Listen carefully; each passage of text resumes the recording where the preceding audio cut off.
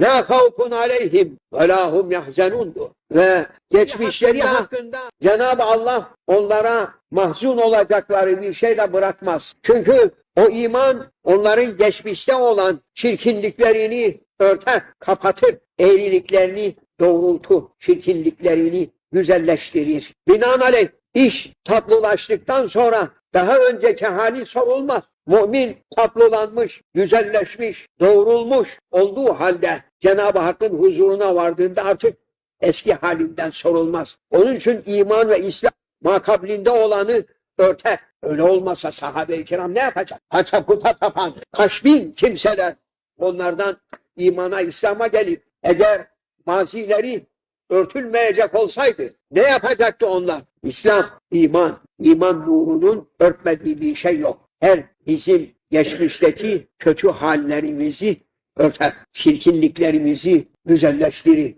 eğriliklerimizi doğrultur. O vakit Cenab-ı Hak onları da unutturur. Kiramen katibinlere de unutturur ve mahşer yerine geldiğinde mazisinin çirkin hallerine bakıp da onlara üzüntü verdirmez Cenab-ı Allah. La havfun aleyhim ve la hum yahzenun onlar.